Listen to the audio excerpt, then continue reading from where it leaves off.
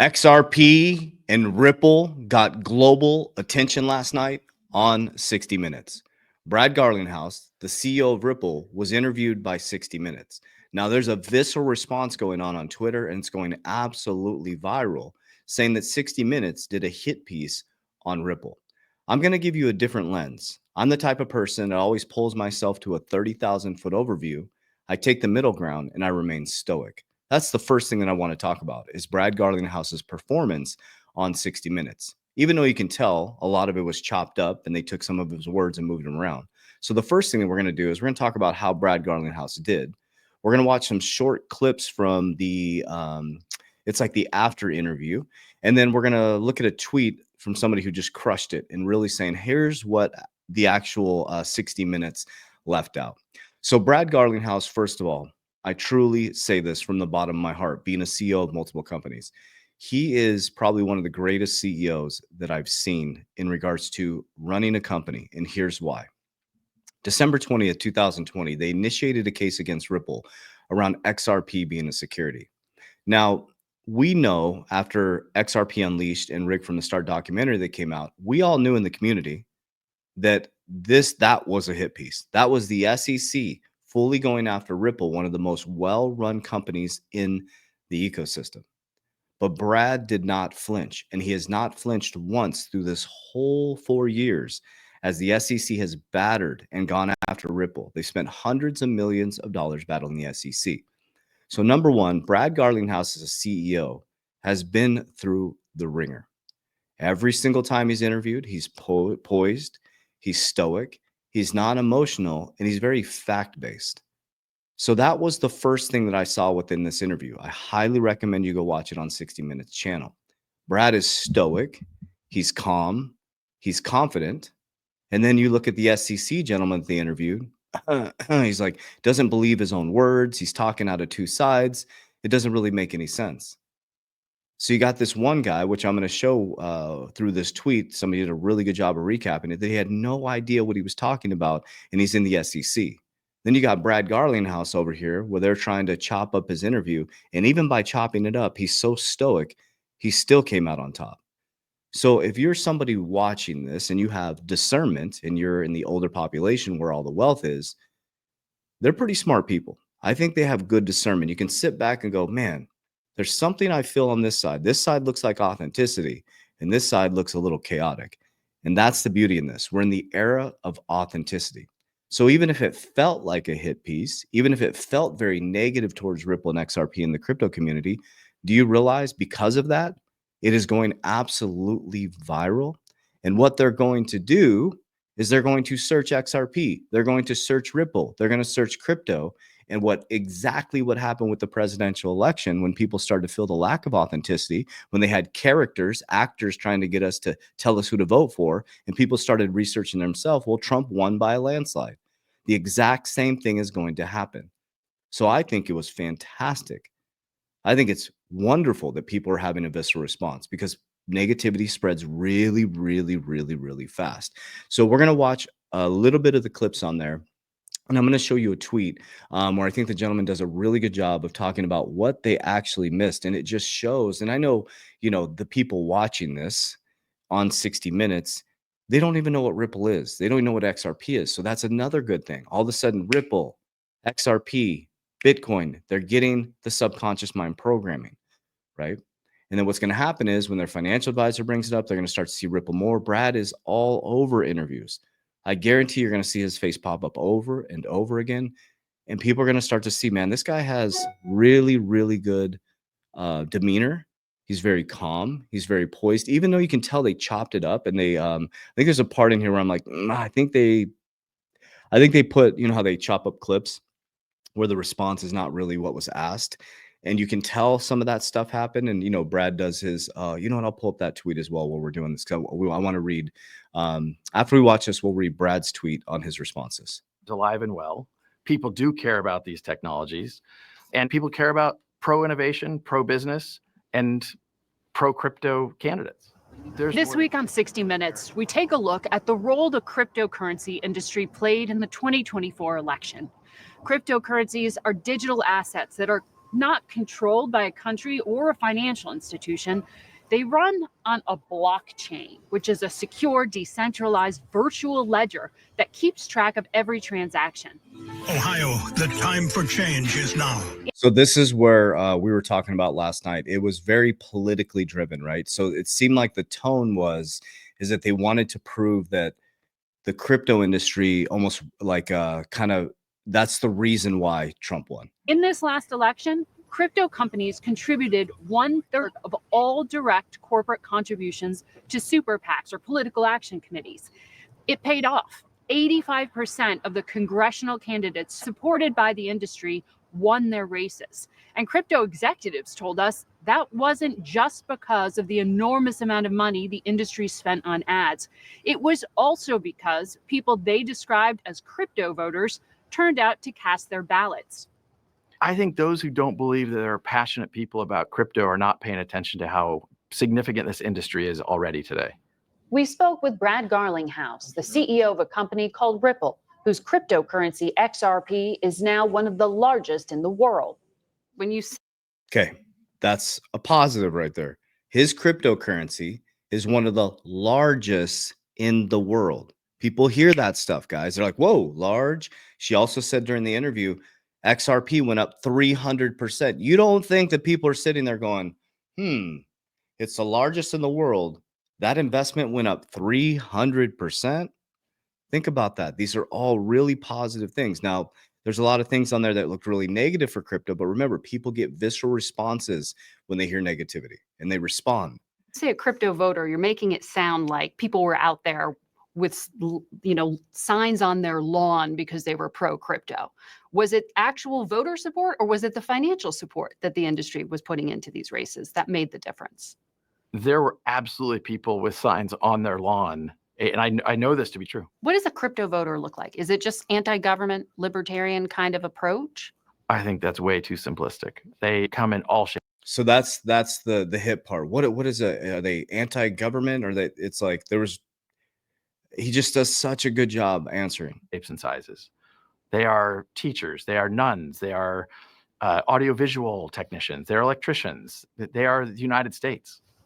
Industry research shows that people who own cryptocurrency tend to be young, racially diverse, and they see cryptocurrency as a way to gain more freedom over their financial lives. On the whole, is there anything wrong with that?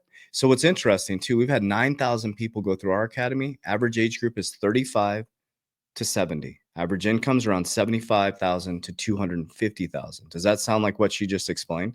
No. It's a normal everyday person working to get their shit together, trying to protect their families and continue to grow and innovate into the future and be able to help support our family and have a future. they agree the industry needs clearer regulations, and they want candidates who are open to emerging technologies. The voter base is growing and apparently up for grabs. While they support policies favorable to the industry, pro-crypto voters don't have a unified position on which party will best deliver them. To help them make sense of which candidate to back, the advocacy organization Stand with Crypto assigns politicians grades based on statements they've made about the industry. There's a lot of real crypto promoters that are not just friends of mine, but good friends of mine. There's a lot of people with good hearts who are genuinely interested in this. John Reed Stark is the former chief of internet enforcement at the Securities and Exchange Commission. A critic of the industry, he says he owns no cryptocurrency, but has an understanding of those who do. They have a mammoth distrust of financial institutions, and they love the edginess of the culture. And I think those people do vote. And I think that's another aspect of where these crypto PACs just executed a brilliant strategy, because they really tapped into that. See what they're doing here? They're trying to make it look like the crypto people, we're all anti-government. We're all, we're anti-bank. We're anti this. Like I run 6 companies. I have bank accounts. I use banks for I don't store my money in a bank. I use it for transactions. I use it for, auto loans, the things that we have. But yeah, they're making us out to be like this anti-government going against everything. No, we're just trying to get our shit together. That's all we're trying to do here. What I hear you saying is this may be part of that anti-government, anti-establishment movement in the United States. See? Does this trace this back to the financial crisis? I think so. Yeah, I think it, and I don't blame them. The Bitcoin was created right after the financial crisis. With I'm telling you guys, Bitcoin is created right. I know in my heart with discernment that my narrative is going to be correct in the future. He just said it. Bitcoin is created right after the financial crisis. And what they're trying to say is that anti-government people created it. But now, okay, so if that is true, so think about what he's saying. If what he's saying we're anti-government, then why does the government want to pull it underneath the treasury now? Why is the government going to use it to solve the sovereign debt crisis? What they're saying makes no sense. with this idea in mind. But if you're of that mindset, if you're one of these people in this grassroots movement, you can look back at the crisis and say the government institutions failed, the banks failed, the regulators failed, everyone failed. So why should I trust them now? Yeah, I think that's an excellent point. I think it's fair to say I don't trust institutions. I don't either. But that doesn't mean let's put a worse one in place. So he works for the SEC, or used to. He doesn't trust institutions. He just said, I don't trust institutions either. Brad Garlinghouse is not. This is what's funny. This is the former SEC person. He's saying, I don't trust institutions either. Brad Garlinghouse is not out there campaigning on that he doesn't trust institutions. They have been trying to work with the SEC. They are working with institutions. They are not anti-government. They are pro-regulation. Do you see where they're spinning this? They're making Brad look like he's leading this group of anti-government people when it's flip-flopped. He just said, I don't trust institutions. And Brad over here is like, we're trying to work with banks. We are working with banks all over the world. It's America. We worked with the SEC. And then they came after us. And then you realize that actually there's a reason why they came after them. Because they were deep in the pockets of Ethereum, Consensus, Ethereum Enterprises. In the 2024 election, the crypto industry backed 29 Republicans and 33 Democrats. The biggest crypto industry super PAC that financed these candidates is called Fairshake, which was started in part by Ripple, the company headed by Brad Garlinghouse. Fairshake spent $131 million on ads supporting pro-crypto candidates this election cycle, and it already has another $103 million to spend on pro-crypto candidates in the midterm elections in 2 years. The ads that Fairshake put out and paid for did not mention crypto. Like, the word was not mentioned at all. Why do you think that is? Fairshake was educating and elevating candidates that we felt were pro-business, pro-innovation, pro-crypto, and I'm sure covered a lot of different issues. But it's hard to say they're a crypto voter if they weren't going to the ballot box for that issue, right? I think if you're educating the electorate about different candidates and they're smarter walking into the ballot box, I think we should celebrate that. Yeah. In my mind, the people have spoken, and you've got to respect democracy. I feel passionately about the fact that crypto is something that this country should not allow to infiltrate this country in any way, shape, or form. And I think Period. it's real dangerous. It's not acceptable in any form. No, I don't think there's any use for it. There's no utility for it except for criminals and speculation. Wow. Okay, we'll leave it right there. So that what he just said will go down in history. That will be replayed over and over and over again. Okay, so let's first look at Brad's response to this. Okay, and then we are going to take a look at this guy named Neil Hartner. He put out a really good tweet that Brad actually reposted. So this is Brad's response after the interview. It says, crypto made its debut on 60 Minutes tonight. There's no doubt that these technologies will continue to become more and more mainstream with influence and reach that will not only continue to grow. A few things I do want to comment after watching. I spoke with Margaret Brennan, 60 Minutes, for 90 plus minutes straight. When discussing the SEC's misguided lawsuit against Ripple, 60 Minutes shockingly left out that a federal judge ruled that XRP is not a security. Gensler's shill, John Red Stark, knows better despite his comments that 60 Minutes chose to air. This Reed Starks did not do, I mean, you didn't do a good job, brother. You did not do a good job. You didn't make yourself look well. Lastly, to say crypto has no utility is exactly what the naysayers said about the internet in the early days. that it's nothing more than illicit activities. How vastly they were proven wrong. Today, even JP Morgan is coming around to blockchain. Conveniently, 60 Minutes also failed to mention that Ripple is doing billions of dollars of KYC end-to-end transactions for institutional customers, leveraging XRP to move money, cross-border payments more efficient than traditional payment rails. Okay. Of course, they were going to leave out all the good stuff, right, that helps support XRP. So this gentleman, Neil Hartner, put out a really good tweet that Brad Garlinghouse reposted. It says, things 60 Minutes got wrong about crypto, XRP, and Ripple. His first one says, Brad Garlinghouse is the CEO of a company called Ripple, whose cryptocurrency XRP became the third largest in the world this past week. XRP is not Ripple's cryptocurrency. Ripple is an influential member of XRP community, but the XRP ledger is public and decentralized. Let me explain that. So basically they have what's called validators. And so if I get the numbers wrong, I apologize, but I want to give you some, kind of like to look at the ratios. So I believe Ripple only runs 4. People can comment down below, let me know. Ripple runs a small amount of validators, like 4, and there's over 340 validators. So Ripple, or XRP specifically, a lot of people don't realize, is decentralized. It is not centralized. So John Reed Stark, crypto is a Scrooge. It is not something you want in society. It has no utility. It's just pure speculation. Ripple's payment customers using XRP for cross-border payments would beg to differ. John Reed Stark, I've read every case. This made him look super silly. John Reed Stark, I read every case. I read every motion, and Judge Torres said over and over again, these are securities. Judge Torres ruled that XRP digital token is never a security.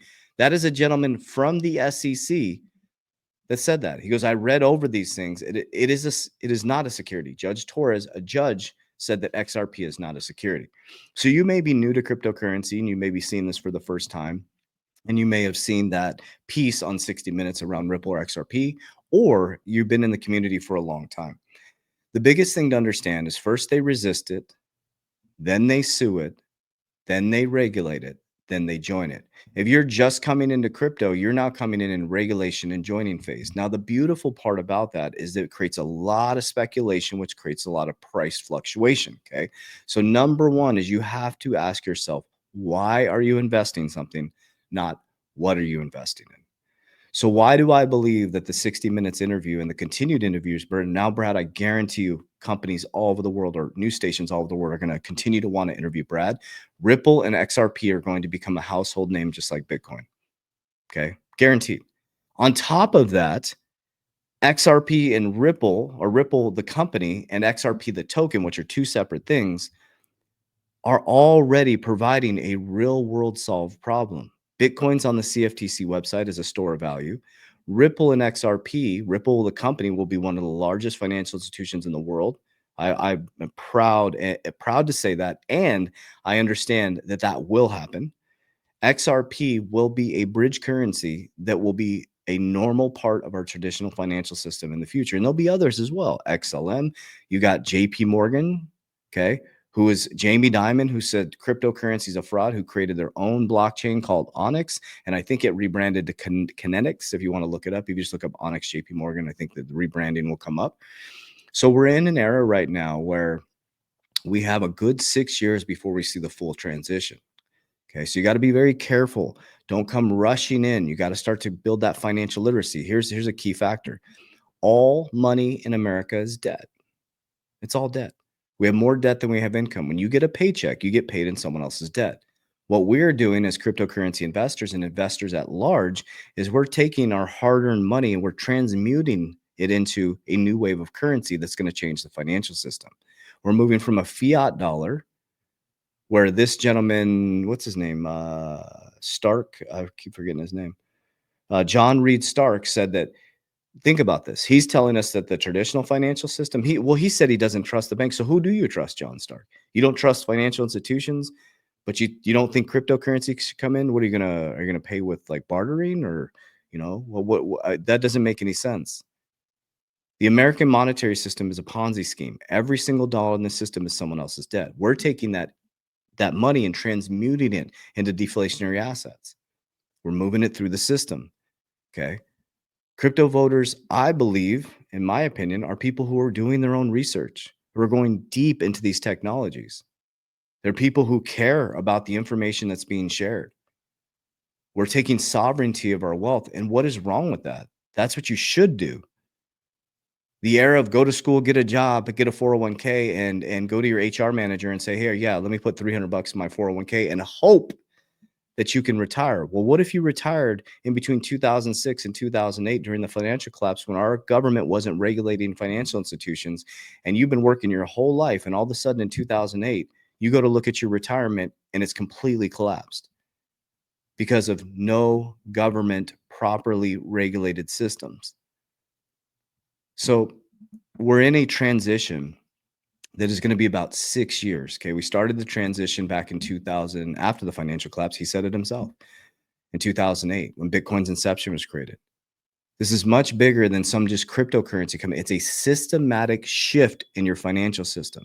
Bitcoin will be a store of value. I almost guarantee they'll pull it underneath the treasury. It'll shrink the balance sheet. I think it was created for that reason. Number two is you won't even know that you're operating on the blockchain. So that's what we are investing in. A lot of people won't even know that they're operating on a blockchain or cryptocurrency. You just swipe your debit card. You don't know how the debit card, they move the money back and forth. You just swipe your debit card. You just trust that your money's in the bank. And everybody's like, well, it's some internet money. Guys, the banks have your numbers in a computer. They don't have, go walk into your bank and try to get $100,000 out of your bank account. There's no real money that exists. When they need money, they print it out of thin air in a computer system. The economic advisor for Biden couldn't even explain how bonds work.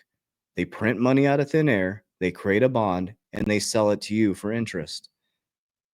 The bond market is messed up. We're in a liquidity crisis. America collects less in taxes than we do on the interest on our debt. So financial literacy is extremely, extremely important right now. So my overall arching thing is I think this was a good thing. I think it was a good thing. I don't think that they made crypto look favorable, but it's going to spread like wildfire right now. We were on a live last night. We did a live. We had 120,000 live viewers. People are waking up, guys. So I love you guys. I appreciate you guys. I'll be traveling all this week as well. My videos will still be coming out. So I will have a little bit of a different background probably on the back end of the week. So bear with me. I'll do the audio and all that stuff. But I'm still keep my videos going. I love you guys. I want to give you a huge, huge warning. So a lot of probably new people watching this as well. No, I will never, ever, ever proactively DM you. I will never ask about your crypto. We do not invest people's crypto. We do not have a trading platform. People are getting scammed all over the world. That's the new scam out there. Be very careful. Spread this to everybody you know. No influencer is going to DM you about your crypto. Never send anybody your money. Okay, on social, never, ever. You'll never send me money directly. You'll never send my team money directly. We do not invest people's crypto. Okay, also QFS accounts are a scam. Never send your crypto to anybody. Okay, they're using fear tactics to get you to move your crypto. Hold your money, hold the line, double check, verify. What I do have for you is to make sure that you know you're talking to my team. We're getting hundreds of questions a day. So I use cash value life insurance to pull my profits, to insure my money. Okay, I use traditional finance. I pull it down, I bring it down into tier 1 capital at the bottom of the risk pyramid. I get hundreds of messages about that. So we created a resource for you guys so we can answer these questions. If you're specifically interested in that, what I do may not work for you. So I built a needs assessment. It's in the description of this video or on my social media platform. When you fill it out, my team will text you, call you, email you. You will never send them money directly, ever. We don't get paid by the client. It's a free consultation. Okay, very, very important. When you fill that out, make sure you show up to your appointment. On the other side, we have our Coach JV Academy, my 120-day challenge. I've helped 9,000 people get their shit together since 2020. Live calls, Q&A calls where you can ask questions, market calls, education, so you can be in the same right tribe, the right vibe. Put your blinders on. In the next 4 months, we're going to rise together. I love you guys. I appreciate you. As we always say, warriors, rise. Let's get your shit together. That's in the description of my video, or click the link in my social media platform.